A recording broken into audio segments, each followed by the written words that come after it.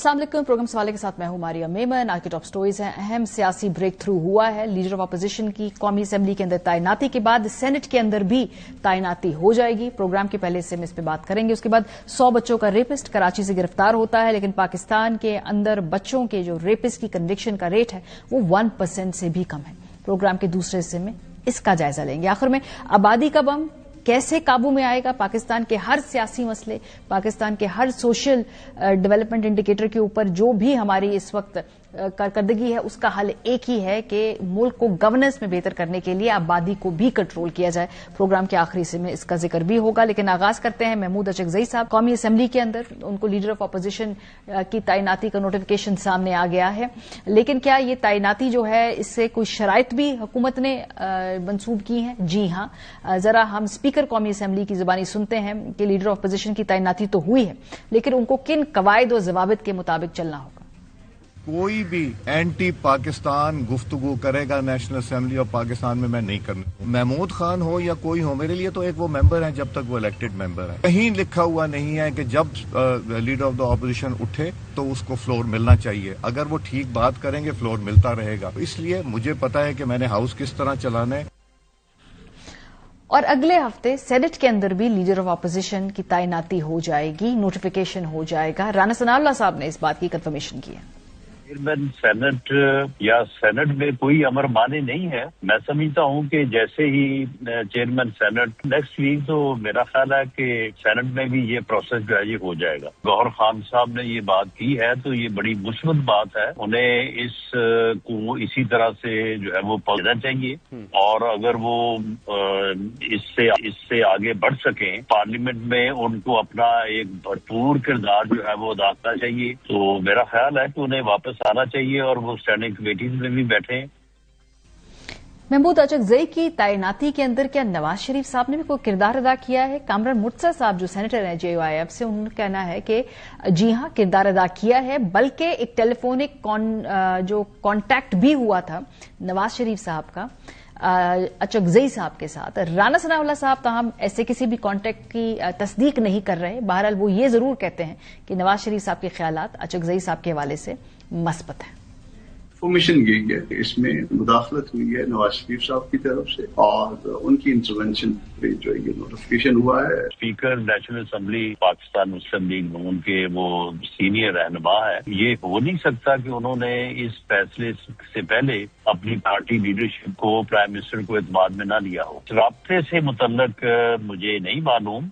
महमूद खान अचकजई के मुतल्लक prime minister साहब भी और मियां नवाज शरीफ साहब के भी बड़े जो है वो मुस्बत ख्यालात हैं। सियासत में कुछ भी हतमी नहीं होता और ये मुमकिनात का खेल है। अभी देखें ना, 3 दिन पहले ही हमें PMLN बताया करती थी कि अचकजई साहब का नोटिफिकेशन इसलिए नहीं हो सकता क्योंकि वो रियासत मुखालिफ बयानिया और एजेंडा चलाने के लिए पार्लियामेंट में आना चाहते हैं। महमूद खान अचकजई को लगाने का मकसद ये है कि ये समझते हैं कि वो असेंबली में जो गुफ्तगू इनकी है, रियासत मुखालिफ बयानिया है, शायद वो उसको बहुत अच्छे तरीके से लेके चलते हैं। महमूद खान को लगाने की ये समझते हैं जनाब कि वो इमरान खान का वो ट्वीट्स के जिन्हें इनके अपने लोग डिफेंड नहीं कर सकते, महमूद खान करेंगे। महमूद खान अचकजई साहब की तैनाती से किसके लिए मुश्किल होगी? बड़ा एक दिलचस्प पर्सपेक्टिव है। ये रोजनामा दुनिया में छपा है। सीनियर सहाफी और कॉलम निगार सलमान गनी साहब है। उनके कॉलम के मुताबिक महमूद अचकजई की बतौर अपोजिशन लीडर नामजदगी का अमल हुकूमत से ज्यादा PTI को नए मुश्किलात से दो चार कर सकता है, क्योंकि नए हालात में जेलों से बाहर की तहरीक इंसाफ महमूद अचकजई के ऐवान के अंदर और बाहर उनके ख्यालात और किरदार को हजम नहीं कर पाएगी। मौजूदा सूरत हाल में महमूद अचकजई के लिए आगे ये भी एक मुश्किल होगी कि उन्हें एक तरफ बतौर अपोजिशन लीडर अहम इशूज पर ऐसा बयानियां लेकर चलना होगा जो बानी PTI से मिलता जुलता हो, और दूसरी जानिब अपोजिशन के अंदर और खसूसन PTI में कंफ्यूजन का सामना भी करना पड़ेगा। जहां तक सियासी महाज पर मफाहमती अमल में पेशरफ्त का सवाल है, तो मफाहमती अमल को आगे बढ़ाने की जिम्मेदारी सिर्फ हुकूमत पर नहीं बल्कि अपोजिशन पर भी आयद होती है। सियासत में मफाहमत का अमल दरमियानी रास्ते, लचकदार रवैये या कुछ लो कुछ दो की बिना पर होता है। इसलिए जब तक फरीकैन अपने मौकफ में लचक नहीं लाएंगे, कुछ आगे नहीं बढ़ेगा। बात मुज़ाकरात से ही बढ़ेगी, और ये یہ بات بھی شاہ محمود قریشی صاحب نے اس دفعہ جب وہ جیل میں اپنی پیشی پر تھے تو وہاں پہ صحافیوں سے بات چیت میں کی. کوٹ لکھپت جیل میں قید پی ٹی آئی کے سینئر رہنما شاہ محمود قریشی نے کہا کہ پارٹی پالیسی کا پابند ہوں, مذاکرات کا اختیار محمود خان اچکزئی کو دیا گیا ہے, وہی بہتر فیصلہ کر سکتے ہیں, لیکن مذاکرات سے ہی ملک آگے بڑھے گا. شاہ محمود قریشی نے کہا کہ آخر اس کا حل کیا ہے, مزاحمت کے بعد بھی تو مفاہمت ہی تو ہونی ہے. انہوں نے کہا کہ فواد چودھری اور میں ایک پارٹی میں رہے ہیں, میں ہسپتال میں تھا تو وہ عیادت کے لیے آئے تھے, اب گھر آئے مہمان کو کیا کہوں کہ کیوں ملنے آئے ہوں. لیکن کیا ادھر سے جو بات ہے وہ آگے بڑھے گی, یا یہ جو حکومت نے یہ پہلا قدم اٹھایا ہے لیڈر آف اپوزیشن کی نامینیشن کرنے کے بعد, اسد کیسر صاحب کیا سمجھتے ہیں اس حوالے سے, ذرا ان کی ہم اوپینین سنتے ہیں. ایجنڈا دیا ہے جو ہمارے لائنس نے دیا ہے, ہم نے کہا ہے کہ rule of law, supremacy of constitution, آزادت دیا اور سول سپریمیسی پہ یہ ہمارا ایجنڈا ہے. ہم ہر ایک کے ساتھ بات تو اب آپ سرکار کی طرف سے کسی فارمل جواب کا انتظار کر رہے ہیں جو نئے مساق جمہوریت کی آپ نے دعوت دی ہے؟ بالکل, ہم اس کی جواب کا بھی انتظار کر رہے ہیں. پروگرام کے پہلے سے ہمارے ساتھ موجود ہے فواد چودھری صاحب, سینئر سیاستدان ہیں, سابق وفاقی وزیر ہیں. بہت شکریہ فواد صاحب جوائن کرنے کے لیے. 2-3 بڑی جو ڈیولپمنٹس ہوئی ہیں گزشتہ 48 گھنٹوں میں, ایک ایک کر کے ذرا اس کی طرف بڑھتے ہیں. سب سے پہلے تو یہ لیڈر آف اپوزیشن کی جو تقرری ہے اس کے اوپر ہم نے دیکھا کہ اچکزئی صاحب کا نوٹیفیکیشن کر دیا ہے. دیکھیں ماریا, آپ کو معلوم ہے کہ محمود اچکزئی صاحب کا ایک ذاتی احترام تو پایا جاتا ہے اور پی ایم ایل این میں تو زیادہ ہے, نواز شریف صاحب کا ایک ذاتی تعلق ہے. اور پھر آپ کو یہ بھی معلوم ہی ہے کہ جب عمران خان کے خلاف جو نو کانفیڈنس موو آئی تھی ہماری حکومت کے خلاف, اس میں اچکزئی صاحب کا, اختر مینگل صاحب کا, باقی سارے جو بھی لوگ دوست طریقے تحفظ آئین میں ہیں ان کا بہت اہم رول رہا تھا. لہٰذا یہ وہ سارے لوگ ہیں جنہوں نے نواز شریف کے ساتھ بڑا کلوز کام کیا ہے, اور اگر نواز شریف صاحب اس موقع کے اوپر کوئی کردار ادا کرتے بھی ہیں تو یہ کوئی بڑی حیرت کا باعث نہیں ہونا چاہیے. اور میرا نہیں خیال کہ اچکزئی صاحب نے ابھی تک کوئی اس کی تردید بھی کی ہے, یا نون لیگ نے تو ظاہر اس کی تردید کرنی بھی نہیں ہے. لیکن میرے خیال میں اس میں کوئی حرج نہیں ہے. پالیٹکس کے اندر رابطے ہونا کرنا, اسی سے ہی دروازے کھلتے ہیں. اور اگر اچکزئی صاحب کی, اور آج میری ملاقات ہوئی تھی اعظم نذیر تارڑ صاحب سے, تو مجھے بتا رہے تھے کہ جلد ہی جو سینٹ میں لیڈر آف اپوزیشن ہے اس کی بھی تقرری جو ہے وہ ہو جائے گی. تو اس کا مطلب یہ ہے کہ حکومت میں اور جو اس وقت اپوزیشن ہے ان میں کچھ نہ کچھ رابطے تو ہوئے ہیں, جس کی ڈیفینیٹلی میرا خیال ہے کہ اس کو ویلکم کرنا چاہیے. And this is a step in the right direction. I hope کہ اچکزئی صاحب حکومت کے ساتھ اگر یہ لیڈر آف اپوزیشن کے مسئلے کے اوپر جو ہے وہ ان ٹچ ہو سکتے ہیں تو پھر اسیران کی رہائی کے لیے بھی وہ بات کریں گے. اور اصل بات وہی ہوگی کہ آپ جو پولیٹیکل پرزنرز ہیں, اور خصوصاً خواتین پرزنرز ہیں, ان کی رہائی کے لیے اگر اقدام کرتے ہیں تو وہ پھر ایک بڑا قدم ہوگا. آج حکومت نے جب یہ نوٹیفیکیشن کر دیا ہے تو 8 فروری کو اگر تحریک انصاف نے کوئی احتجاج کرنا تھا یا الیکشن کے حوالے سے جو بھی ان کا ایک سٹانس ہے اس کے لیے وہ 8 فروری کی تاریخ چن کے بیٹھے. اب وہ تحریک تو ہوتی نظر نہیں آتی. اب تو لگتا ہے کہ مذاکرات مقدم ہے نا, کوئی آپ کو لگتا نہیں ہے کہ جو ہاکش ونگ ہے تحریک انصاف کا وہ تھوڑا پیچھے چلا جائے گا اس اقدام کے بعد؟ ماریا ڈیفینیٹلی گزشتہ, میں تھوڑا بہت کریڈٹ جو ہے لینا یہ بھی چاہوں گا کہ جو نیشنل ڈائیلاگ کمیٹی نے جب یہ معاملہ شروع کیا تھا ڈائیلاگ کا, اس وقت بہت ٹیکر نہیں تھے ڈائیلاگ کے. لیکن آج پاکستان میں جو ماحول ہے وہ بدلا ہے. And let me tell you کہ ہماری جو تحریک انصاف کے بھی لیڈرشپ کے ساتھ اور دوستوں کے ساتھ جو رابطے ہوئے ہیں, وہاں پہ بھی اب 90% لوگ جو ہیں وہ ڈائیلاگس کی طرف جو ہے وہ رجوع کرنا چاہتے ہیں.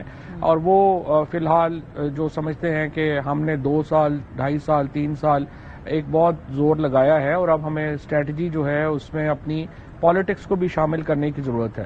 لہٰذا بالکل صحیح ہے, آج ایبٹ آباد میں بہت بڑا استقبال ہوا ہے سہیل آفریدی صاحب کا. لیکن اس وقت پی ٹی آئی کے اندر ایک آئی وڈ سے کہ جو پریویلنگ اس وقت اوپینین ہے وہ ڈائیلاگ کی ہے. اور لیٹ سی, دیکھو حکومت اسٹیبلشمنٹ نے ایک فیصلہ کرنا ہے کہ انہوں نے ڈائیلاگ کو چانس دینا ہے یا نہیں دینا. میرے خیال میں اگر یہ نواز شریف صاحب نے رول ادا کیا ہے اچکزئی صاحب کی اپوائنٹمنٹ میں, تو اس سے یہ تو ضرور لگے گا کہ حکومت اور اسٹیبلشمنٹ میں بھی ایک نقطہ نظر ہے کہ ہم نے مذاکرات کی طرف جانا ہے اور پولیٹیکل ٹیمپریچر نیچے لانا ہے. اور اگر یہ نقطہ نظر تینوں فریقین میں ہوگا تو ظاہر ہے بات آگے بڑھے گی. لیکن میرا یہی خیال ہے کہ ابھی فی الحال مجھے لگ رہا ہے کہ جو ڈائیلاگ کے ایڈوکیٹس ہیں تینوں فریقوں میں ان کی تعداد بڑھ رہی ہے اور یہ پاکستان کے لیے ایک بہت اچھی خبر ہوگی. ایک اور جو اس کا پرسپیکٹو ہے اس کو فلپ کر دیں وہ یہ ہے کہ اچکزئی صاحب جب لیڈر آف اپوزیشن ان کی تقرری ہوئی ہے تو یہ مشکل ان کو زیادہ تحریک انصاف کو ساتھ لے کر چلنے میں ہوگی کیونکہ تحریک انصاف کے اندر بھی موقف کی یکسوئی نہیں ہے. پھر اپوزیشن کے ساتھ چلنا حکومت کے ساتھ چلنا تو بہت جلد شاید اچکزئی صاحب اور تحریک انصاف کے درمیان یہ ریلیشن شپ نہ بن پائے اور یہ ایک طرح سے پولیٹیکل بلف بھی کال کیا ہے حکومت نے. اس پرسپیکٹو پہ آپ کا کیا خیال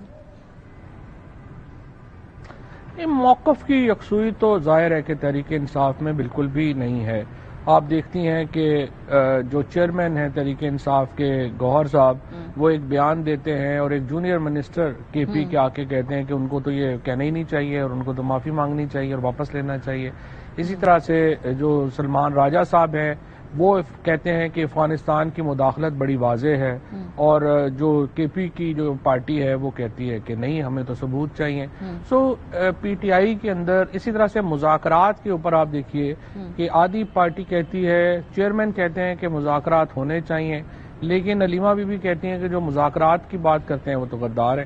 تو پی ٹی آئی کے اندر تو دیکھیے اس وقت پی ٹی آئی کو دیکھنا کسی فیصلے کے لیے جو موجودہ لیڈرشپ ہے اس کو دیکھنا تو ظاہر ہے وہ چاہیے ہی نہیں ہے کیونکہ وہ لیڈرشپ ہے نہیں اس وقت. تو عمران خان ہے اور عوام ہے پی ٹی آئی تو درمیان میں ہے نہیں. لہٰذا میری نظر میں جو اچکزئی صاحب ہے ان کو ڈیفینیٹلی آگے مشکل آ سکتی ہے لیکن دس لارجلی ڈیپینڈس کہ حکومت اور اسٹیبلشمنٹ فیصلہ کیا کرتی ہے. کیا وہ جو مذاکرات ہیں یا پولیٹیکل ٹیمپریچر کو نیچے لانے میں اگر وہ ان کی مدد کریں گے تو پھر تو اچکزئی صاحب جو ہیں وہ سروائیو کریں گے.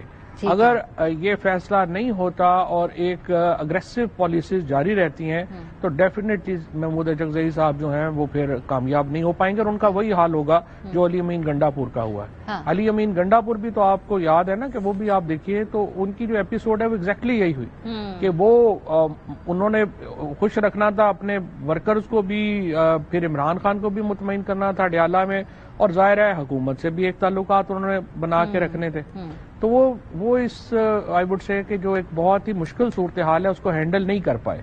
اچکزئی صاحب کو بھی اب یہ ایک سچویشن ہے اب لیٹس سی کہ ان کے ساتھ کیا بنتا ہے. لیوریج کتنا ہے اس وقت تحریک انصاف کے پاس؟ دیکھیں نا پہلے تو ہم دیکھ رہے تھے کہ تحریک انصاف کے پاس ٹھیک ٹھاک لیوریج تھا.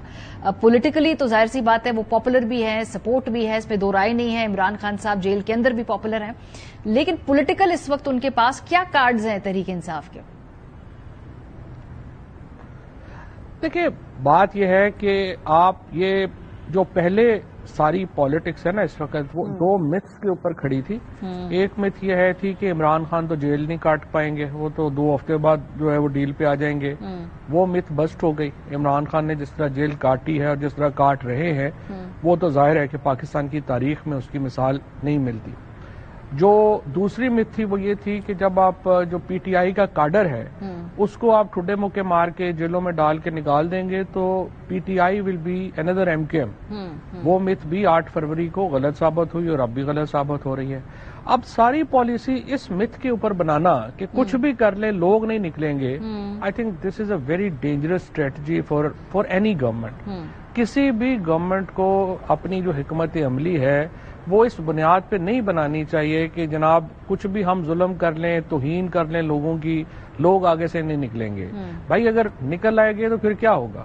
اس لیے میرے خیال میں یہ کہنا کہ پی ٹی آئی کے پاس لیوریج نہیں ہے یہ درست نہیں بات. پی ٹی آئی نے اپنی جو پاپولیرٹی ہے وہ ہر قدم پہ ثابت کی ہے.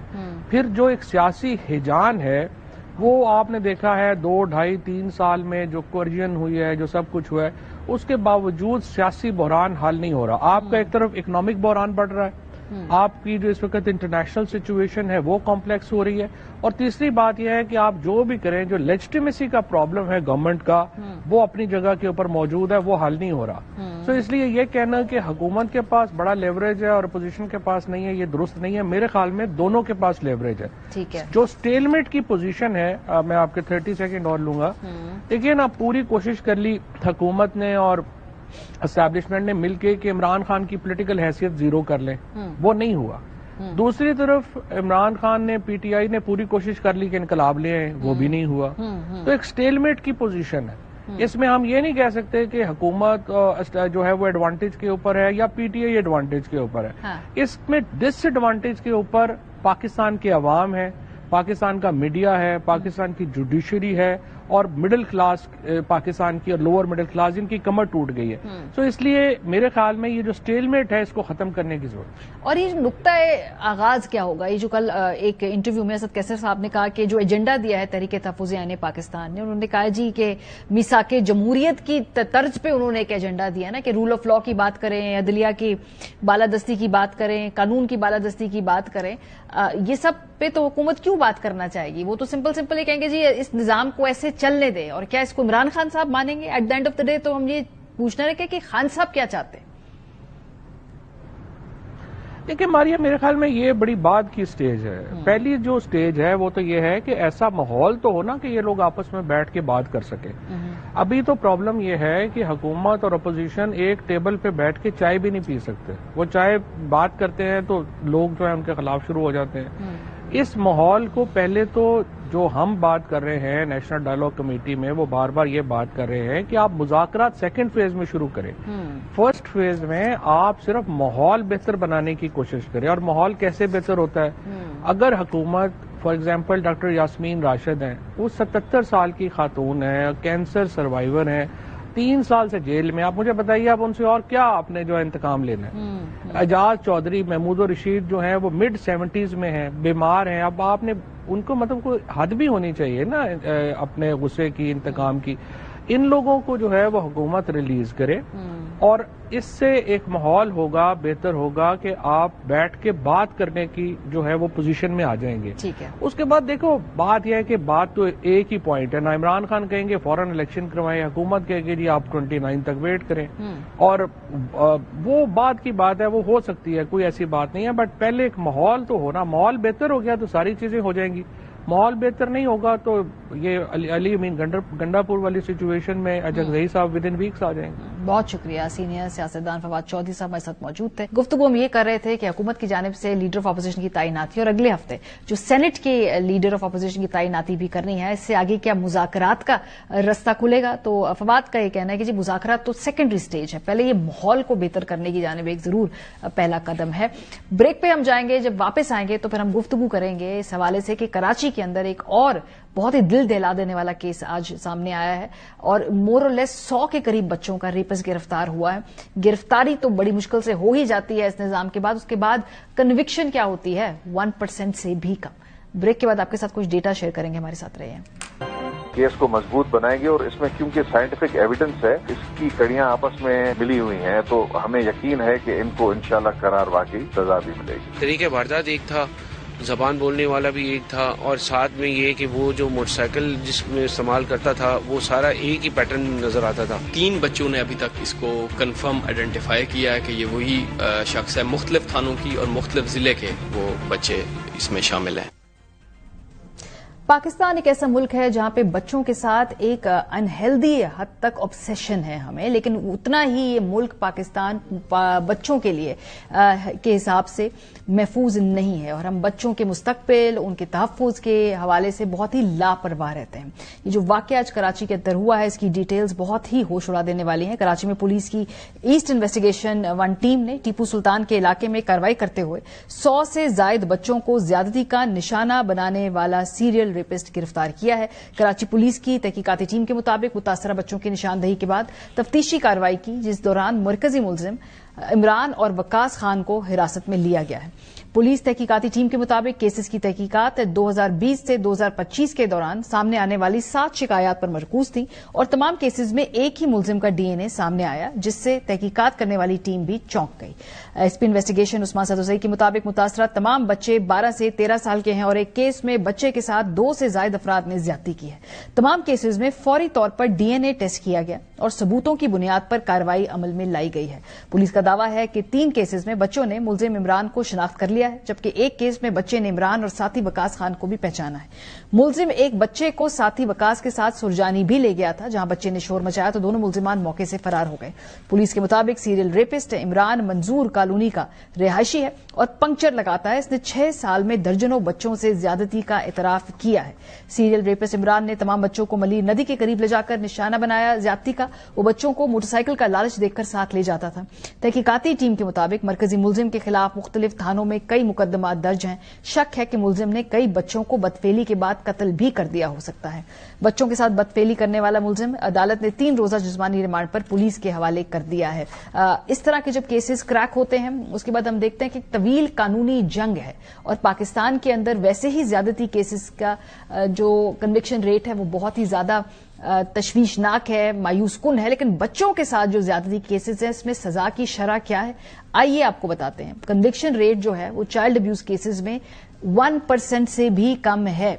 और मैं आपके साथ ये पंजाब के कुछ डेटा है वो शेयर कर रही हूं और इससे बढ़ के एफआईए की अपना डेटा भी आपके साथ में शेयर कर रही हूं, जहां पे वो खुद कहते हैं कि बच्चों से ज्यादती के केसेस जो हैं वो असल में होते ज्यादा हैं, रिपोर्ट बहुत कम होते हैं। और जो उन्होंने सैंपल सेट दिया था वो 2022 का था, जिसमें उन्होंने कहा कि बच्चों के जिनसी इस्तेसाल के 20 लाख केसेस होने के बावजूद जो रिपोर्टिंग होती है वो सिर्फ 343 केसेस की होती है। इसमें स्टिग्मा है, इसके साथ लोगों को लगता है कि जी चूंकि ये बहुत तवील एक जंग है, अदालती हम जीत नहीं पाएंगे। तो ये पाकिस्तान में बार बार कहूंगी कि ऐसा मुल्क जहां पे हम बच्चे की तादाद से ऑब्सेशन है, लेकिन उनकी हमने देखभाल कैसे करनी है इससे ज्यादा लापरवाह कौम उस हवाले से कोई नहीं है। प्रोग्राम के सिलसिले में हमारे साथ मोहम्मद उस्मान सदोसी साहब हैं, एसपी इन्वेस्टिगेशन कराची ईस्ट। नजीर शाह हमारे नुमाइंदे हैं, बहुत शुक्रिया आपका।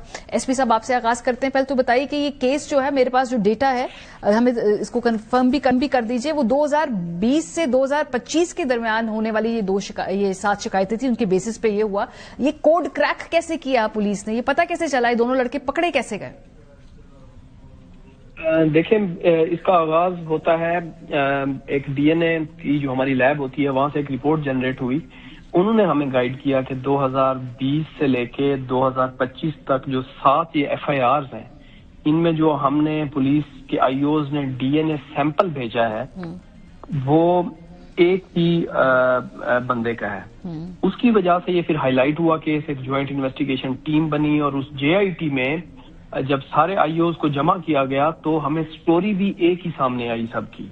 मतलब इसका पैटर्न इस तरह का एक सीरियल टाइप था कि ये 6 सालों से जो भी इसने वारदातें की वो शाम को 6 से रात 12 बजे तक करता था ये, और जो प्लेस ऑफ ऑफेंस थी मलीर नदी वो सेम थी। पैटर्न जो इसका था कि बच्चे को बाइक पे लेके जाना और फिर वापस छोड़ के जाना वो सेम था, और फिर बच्चों की एज भी ब्रैकेट 10 से 14 साल के दरमियान थी। तो फिर इन सारी चीजों को सामने रखते हुए हमने जियो फेंसिंग की, टेक्निकल एनालिसिस, ह्यूमन इंटेलिजेंस, इस पे काम करते हुए फिर हमने इन दोनों को गिरफ्तार किया। एसपी साहब, ये जो 2020 से 2025 के दरमियान की बात हो रही है ना, गुफ्तगू हो रही है सारी, इस दौरान बहुत सारे बच्चे जो है मासूम मजीद उनका शिकार बने हैं। सो कोई रेड फ्लैग नहीं आया, कोई वहां से आइडेंटिफाई नहीं किसी बच्चे ने किया या किसी वालिद ने किया, उस इलाके में जहां ये रहता था वहां कोई मशकूक एक्टिविटी नहीं थी? बिल्कुल, देखें, दिस इज वेरी अनफॉर्चुनेट कि कोई इस तरह का केसेस बहुत ज्यादा हुए और रिपोर्ट सिर्फ 7 हुए। मतलब ये 7 हो गए रिपोर्ट, इस वजह से ये पकड़ा गया। अदरवाइज इसने कुछ केसेस हमें खुद बताए हैं जो कि रिपोर्ट ही नहीं हुए। मतलब मल्टीपल केसेस इसने कन्फेस किए हैं, जब हमने उसका रिकॉर्ड चेक किया तो ऐसी कोई एफआईआर ही मौजूद नहीं जो ये सारी एक्टिविटीज करता रहा है, और ये पूरे कराची में करता रहा है। मतलब तकरीबन 5 डिस्ट्रिक्ट, 8 पुलिस के डिस्ट्रिक्ट हैं कराची में, 5 डिस्ट्रिक्ट में तो इसकी एफआईआर हमें मिली है। और ये जो विक्टिम्स हैं, जरा इनके बैकग्राउंड में बताइए, के हवाले से बताइए कि इनकी एजेस भी और ये किस तरह के इलाकों से ताल्लुक रखते हैं। जो पिछला केस था उसमें बताया गया कि वो उन लोगों के बच्चे थे जो सुबह काम पे चले जाया करती थी माँ और बाप, और उनको नहीं पता था कि बच्चों के वेयर अबाउट्स क्या है। ये बच्चे जरा थोड़ा इनके बारे में बताइए जो विक्टिम्स हैं। अच्छा, ये इनकी जो जेंडर प्रोफाइलिंग सोफार या इनकी डेमोग्राफिक प्रोफाइलिंग आप कह रहे हैं, उसमें एज इनकी 10 से 15 साल, middle class lower middle class family سے بلانگ کرتے تھے اور عام طور پہ یہ کھیل رہے ہوتے تھے باہر جب گلی میں ان اٹینڈڈ ہوتے تھے تو یہ تب ان کو ٹرک کرتا تھا کسی لالچ میں کہ میں آپ کو سائیکل لے کے دینا چاہتا ہوں یا آپ کو چکر لگوانا چاہتا ہوں اور پھر ان کو لے کے جاتا تھا. اور کنوکشن ریٹ کی جو میں نے اس سے پہلے ذکر کیا آپ نے مجھے خود بتایا کہ کیسز کئی زیادہ ہے لوگ رپورٹ نہیں کرتے ہیں تو پھر اب یہ عدالت میں معاملہ جائے گا تو وہ کنوکشن ریٹ بھی کم ہے تو یہ ادھر سے آگے کیسے یقینی بنائیں گے کہ یہ کنوکٹ بھی ہوں؟ دیکھیں یہ ایک انفارچونیٹ پارٹ ہے کہ ابھی بھی مطلب ہے وی آر کانفیڈنٹ کہ شاید کیسز 100 سے بھی زیادہ ہوں کیونکہ جو پیٹرن ایک بتا رہا ہے لیکن کنفرمیشن ہمارے پاس ہارڈلی 10 سے 15 کیسز کی ہو رہی ہے. تو یہ ایک انفارچونیٹ پارٹ ہے کہ لوگ سامنے نہیں آ رہے حالانکہ ہم نے کسی وکٹم کو ٹی وی کے سامنے نہیں بٹھایا ہم نے کسی کا نام ڈسکلوز نہیں کیا. ہم چاہتے ہیں کہ لوگ آئیں ہمیں بتائیں اور پھر تاکہ اس کی کنوکشن کو ہم انشور کریں. لیکن اس کیس میں آئی ایم پریٹی شیور کہ ہم اس کو کنوکٹ کر پائیں گے کیونکہ اس کا سائنٹیفک ایویڈنس بڑا اچھا کلیکٹ کر رہے ہیں ہم اور اس کی آئی ڈی پریڈز ہوں گی اور ادروائز جو بھی ایویڈنسز ہیں پولیس کی طرف سے یہ واٹر ٹائٹ کیس ہوگا اینڈ آئی ایم شیور کہ امید میں کرتا ہوں کہ جوڈیشری کی طرف سے بھی اس میں ہمیں اسسٹنس ہوگی اور یہ کنوکٹ ہوگا. بہت شکریہ بہت شکریہ. ہمارے ساتھ محمد عثمان صدوسی صاحب موجود تھے. نذیر شاہ آپ یہ ساری گفتگو سن رہے ہیں. میں بار بار رپورٹنگ اور کنوکشن ریٹ کے حوالے سے میں یہ سوال اٹھا رہی ہوں کیونکہ جو فیکٹ ہمارے پاس ڈیٹا ہے وہ بہت ہی مایوس کن ہے. یہ ایس پی صاحب نے خود بتایا کہ 100 سے زیادہ کیسز ہیں ان کے نزدیک اور اس میں سے صرف 10 لوگوں نے آ کے رپورٹ کیا ہے. ماضی میں تو ایسے بہت ساری سٹوریز تھیں آپ نے خود بھی بریک کی ایسے کیسز کو آپ نے خود بھی فالو کیا.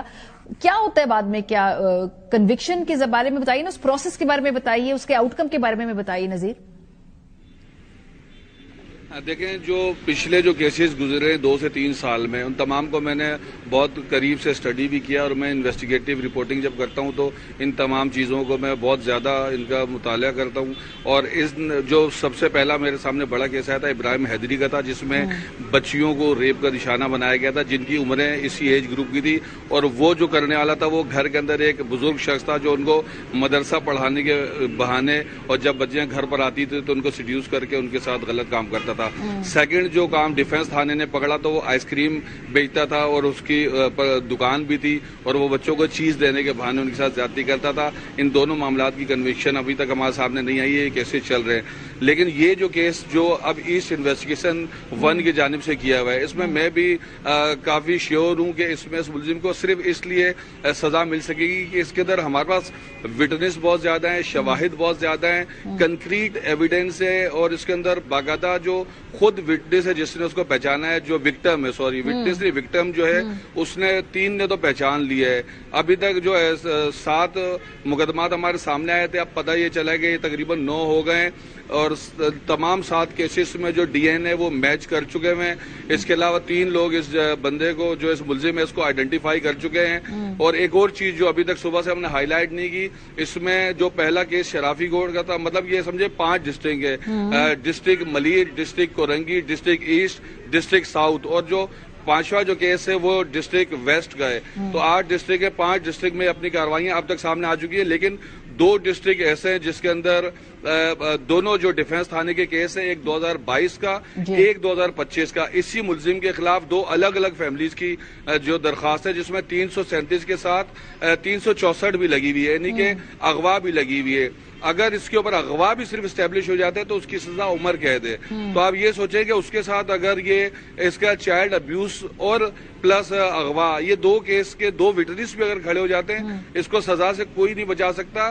صرف کرنا یہ کہ جو اس کے اندر وکٹمز ہیں ان کی فیملی ہے وہ کیس کو پرسیو کریں جو شعبہ تفتیش ہے اس کیس کی پروسیڈنگ اور عدالت کے سامنے عدالت جو ثبوت مانگے وہ پیش کریں. تو میں نہیں سمجھتا کہ اس ملزم کو جو ہے نا کوئی بھی سزا سے بچا سکتا ہے کیونکہ کنکریٹ ایویڈنس موجود ہے گواہ موجود ہے تمام شواہد موجود ہیں جیو فینسنگ اور موٹر سائیکل تک یہ چوری کی چلاتا تھا اس نے جعلی کاغذات بنائے ہوئے تھے اور کوئی 2-4 مہینے 6 مہینے سے نہیں بلکہ 6 سال سے یہ مکرو یہ کام کر رہا تھا. اور ایک کیس میں جب ایک بچے کے اس میں 2 جب ڈی این اے سامنے آئے تب پتہ چلا کہ یہ کچھ کیسز میں اس کے ساتھ اس کا ساتھی وقاص عمران کے ساتھ وقاص بھی ساتھ ہوتا ہے. تو جب سرجانی سے بھی جو یہ دونوں بھاگے بچے کے چلانے پر تو وہ وقاص ہی تھا. اور یہ پگڑے بھی آپ کو ایک اور اپڈیٹ بتاؤں کہ یہ پگڑے بھی پراپر اس کیس میں نہیں گئے تھے جس میں اب آج ہم نے ARY نے یہ بریکنگ کی ہے. یہ ایک اور بچے کے کو ورغلا کر لے جانے کی کوشش کر رہا تھا اور اچانک سے اہل محلہ نے پکڑا. انہوں نے اس کو اغوا کار سمجھا, کچھ اور سمجھا. لیکن جب اس کیس کی آپس میں یہ تمام جب آزاد خان IDCLIG کراچی نے ایک تحقیقاتی کمیٹی بنائی تھی جو تفتیشی افسران ہے وہ آپس میں تمام کیسز ڈسکس کرتے ہیں. اس کیس میں جب اس ملزم کا چہرہ سامنے آیا تو عثمان صدوزئی کو یہ کلک ہوا کہ اس ملزم کو کہیں دیکھا ہے. تب ان کو خیال آیا کہ وہ ایک CCTV فوٹیج میں ایک بچے پہ دھلا سا نظر آیا تھا. تب ان کو پتا چلا کہ یہ تو وہی ملزم ہے جس کی ان کو سالہ سال سے تلاش ہے. کراچی یونیورسٹی لیبارٹری سے ان تمام DNA رپورٹس 2020 سے 2025 تک ایک ہی DNA رپورٹ آئی جس پر پولیس چوکی اور اس کے بعد یہ 6 جنوری کو یہ تحقیقاتی کمیٹی بنی تھی. 11 روز کے اندر یہ ملزم گرفتار ہوا ہے. چلے اب اس سے آگے نذیر صاحب یہ دیکھتے ہیں. ہم امید کرتے ہیں. ہاں میں بھی یہ کہنا چاہتی ہوں پکڑنے میں جو ہم نے دیکھا ہے کہ اس وقت آپ کہہ رہے ہیں کہ مضبوط بھی جو ثبوت بھی مضبوط ہیں, شواہد بھی آپ کے پاس ٹھوس موجود ہیں. اب کنوکشن جو ہے میں بار بار اس بات پہ ایمفسائز کر رہی ہوں کہ ایک تو کیسز رپورٹ نہیں ہوتے, رپورٹ ہو ملزم پکڑا بھی جائے تو اس کو کنوکٹ بھی کرنا ہے اور 1% سے بھی کم ہے کنوکشن ریٹ بچوں کے زیادتی کے کیسز کے حوالے سے. پروگرام میں ایک بریک لیں گے, واپس آئیں گے تو پھر ایک اور اہم سوشل ایشو بڑھتی ہوئی آبادی جو ایک ہمارا پاپولیشن بامب ہے اس پہ بات کریں گے. بریک کے بعد ہمارے ساتھ رہیں.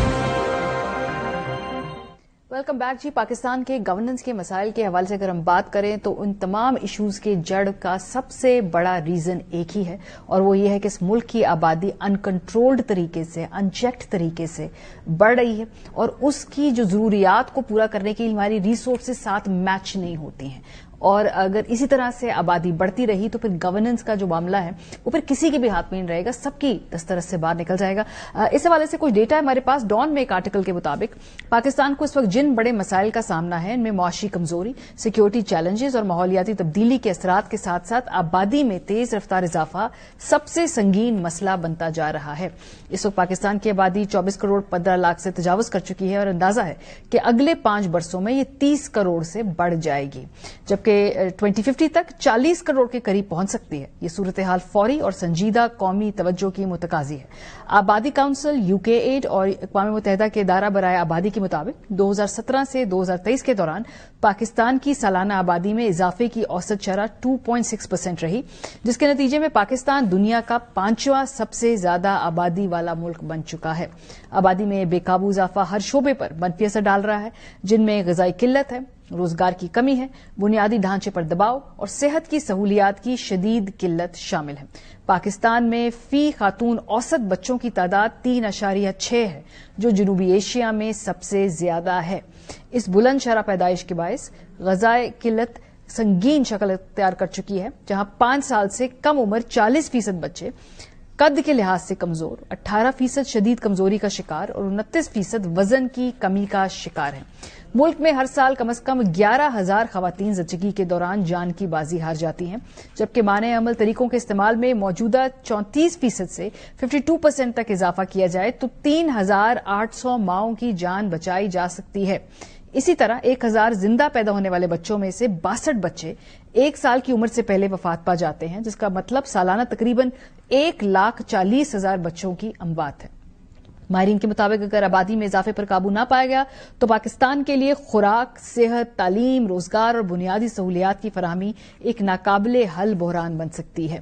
خاندانی منصوبہ بندی کو قومی ترجیح بنائے بغیر پائیدار ترقی ممکن نہیں ہے. اس پر بات کرنے کے لیے پروگرام کے حصے میں ہمارے ساتھ موجود ہیں ڈاکٹر شہزاد علی خان صاحب, وائس چانسلر ہیں ہیلتھ سروسز اکیڈمی اسلام آباد کے. بہت شکریہ ڈاکٹر صاحب. میرا پرسنل اگر مجھ سے آپ پوچھیں تو میرا خیال ہے کہ باقی ساری بحث کو ایک طرف کر کے پاکستان کا سب سے بڑا نمبر 1 مسئلہ اس وقت ان چیکڈ آبادی ہے, اور یہ اس پہ ہنگامی طور پہ نہ صرف میڈیا کو بلکہ ہماری پولیٹیشینز کو, پولیٹیکل کلاس کو, لیڈنگ اوپینین میکرز کو بات کرنی چاہیے.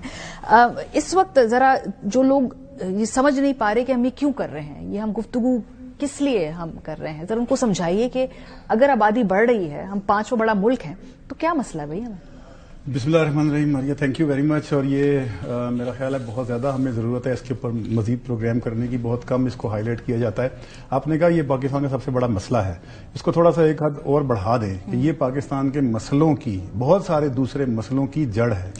تو اٹ سیلف ایک مسئلہ ہے آبادی کا بڑھنا, لیکن پاکستان کے حوالے سے خاص طور پہ یہ بہت سارے مسائل کی جڑ ہے, جس میں صاف پانی ہے, جس میں ہیلتھ کی سروسز ہیں, غذائی قلت ہے, ماحولیات ہے, اربن جو ہماری ان پلانڈ اربن گروتھ ہو رہی ہے وہ سب کے حساب سے.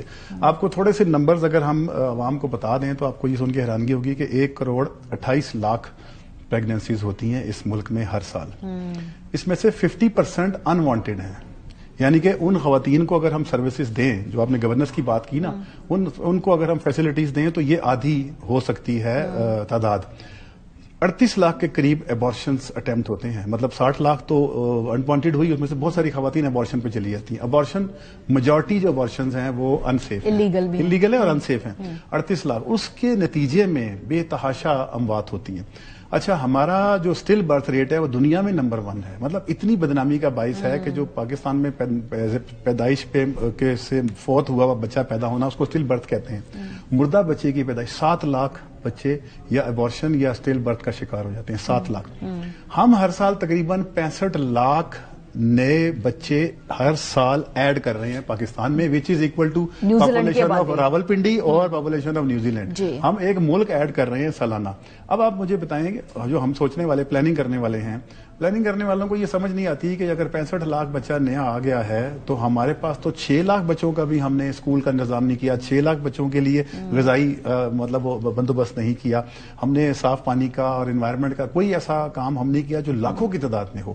تو اس کا مطلب یہ ہے کہ یہ بے ہنگم جو بڑھاؤ ہے اس کی وجہ سے ہمارے تمام باقی سیکٹرز تباہ ہو رہے ہیں, تمام سیکٹر تباہ ہو رہے ہیں. اور یہ اگر ہم یہ سوچیں کہ 50% اگر خواتین جو ابھی کرنا چاہتی ہیں برتھ سپیسنگ اور وقفہ رکھنا چاہتی ہیں 2 سال کا 3 سال کا, ان کو سروسز ہی نہیں ملتی کیونکہ میجورٹی گاؤں میں ہیں, ان کے پاس ایکسیس نہیں ہے اور بہت ساری جگہوں پہ سٹاک آؤٹس ہیں. فیملی پلاننگ کی ادویات اور جو مختلف قسم کے طریقے ہیں وہ ملتے نہیں ہیں. تو یہ بہت بڑا ایک مسئلہ ہے جس میں دونوں طرف ڈیمانڈ اور سپلائی دونوں طرف تباہی ہے. اچھا, لیکن مجھے اس میں تھوڑا میں سمجھنا چاہتی ہوں کہ ریاست اس کی زیادہ ذمہ داری ہے یا اس میں فرد کی زیادہ ذمہ داری ہے؟ حکومت نے, ریاست نے کوشش کی, کیمپینیں چلائی, لوگوں میں آگہی پہ پھیلائی, کیا لوگ اس کو قبول نہیں کر رہے ہیں یا ریاست اس گیپ کو برج نہیں کر پا رہی؟ دونوں ہیں. ایک طرف ان کنٹرولڈ انوانٹیڈ بے تحاشا قسم کی پریگننسیز اور ڈیلیوریز ہو رہی ہیں, اور دوسری طرف جو پیدا نہیں کرنا چاہتے, اسپیسنگ کرنا چاہتے ہیں, ان کو کوالٹی سروسز نہیں مل رہی فیملی پلاننگ کی.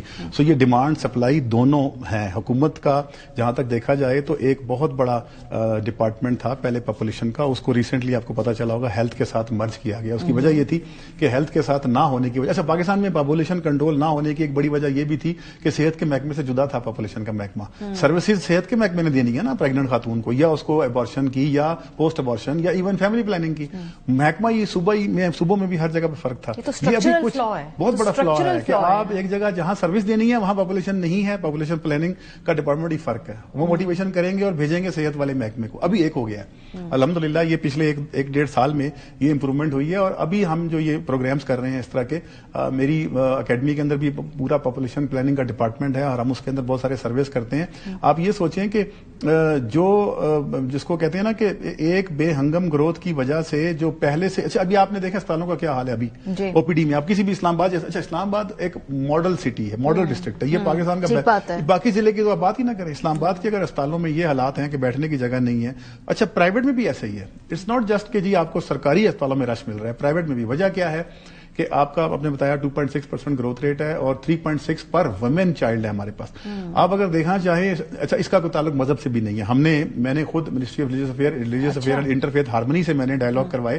وہاں علماء آئے, اچھے پڑھے لکھے جو علماء ہیں ہمارے, تعلیم یافتہ, ایک عام مولوی کی ذہنیت والی بات نہیں میں کر رہا, اچھا تعلیم یافتہ جس نے فقہ پڑھا ہوا ہے, حدیث پڑھی ہوئی ہے, جس نے قرآن کا جس کو علم ہے, جس نے ایک طریقے سے ماڈرن وہ جو ہوتے ہیں دنیاوی طریقے سے بھی اس کو سمجھا ہوا ہے, وہ تو منع نہیں کرتے. لیکن کام آدمی جیسے آپ بات کریں نا، جس کی ایک بیسک انڈرسٹینڈنگ ہے، وہ تو مذہبی توجیحات ہی آپ کو دیتا ہے نا. اگر آپ دونوں ہیں، مذہبی معاشی بھی ہیں. نہیں معاشی بھی ہے. میں بتاتا ہوں اس کی وجہ یہ ہے کہ ایک اچھا ڈیولپمنٹ کو اس سے اگر آپ لنک کریں، جو ڈیولپڈ سوسائٹی ہے ہماری، میری آپ کی اسلام آباد میں جو رہتے ہیں لوگ، جو جن کو ڈیولپڈ کہتے ہیں، ان کے گھروں میں بچوں کی تعداد کم ہے. ڈیولپڈ کنٹریز میں بچوں کی تعداد کم ہے. اس کا مطلب ہے یہ ڈیولپمنٹ کا ایشو ہے. جو پور ہے نا وہ مینٹلی ڈیولپ نہیں ہے.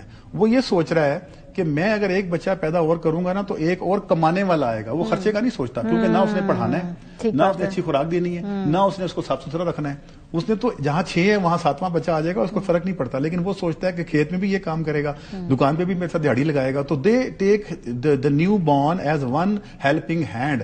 اولڈ اس میں رہ رہے ہیں، ایشین ڈیز میں رہ رہے ہیں. بچے کو دیکھا مطلب پرانے زمانے میں چھابڑی بھی کچھ بیچا. کرنا کیا ڈاکٹر صاحب؟ یہ تو ہم باتیں کرتے ہیں بیٹھ کے. اس کے اندر دو چیزیں. ایک تو جو پروگرام کا مقصد ہے، بہت بڑی ویورشپ ہے ایئر وائی کی. دنیا مطلب اس کو فالو کرتی ہے. دنیا میں نے دیکھا ہے لوگوں کو فالو کرتے ہیں.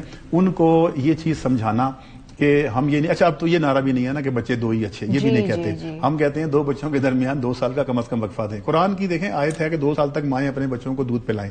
سائنس نے بعد میں ثابت کیا کہ جب ماں بچے کو دودھ پلاتی ہے تو وہ نیچرل فیملی پلاننگ ہو جاتی ہے، بیکاز بریسٹ فیڈنگ کے دوران پریگننسی نہیں ہوتی. تو ایک لحاظ سے یہ انڈائریکٹ انڈیکیٹر ہے کہ ہمیں قرآن بھی کہتا ہے کہ 2 سال تک اگر دودھ پلانا ہے تو اس کا مطلب ہے نیا بچہ نہیں پیدا کرنا. برتھ اسپیسنگ ادھر سے بھی آ گئی.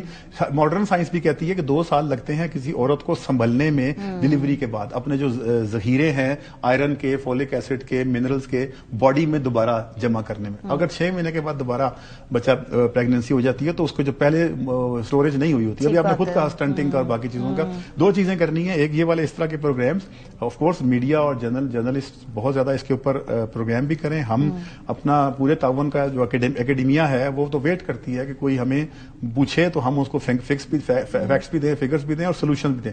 دوسرا سولوشن ہے کہ ایکسیس ٹو بیسک جو فیملی پلاننگ سروسز ہے، جو کہ بہت زیادہ ضروری ہے کہ ہر BHU پہ، ہر لیڈی ہیلتھ ورکر کے پاس اچھی آپشن موجود ہو. ایک آپشن نہیں. اچھا یہ بھی ایک مسئلہ ہے نا کہ آپ نے صرف ایک چیز رکھی ہوئی ہے BHU میں، اور عورت آتی ہے وہ کہتی ہے یہ تو میں نہیں استعمال کر سکتی. ملٹیپل آپشنز نہیں ہیں، ملٹیپل آپشنز چوائس کے حساب سے اس کو دیں.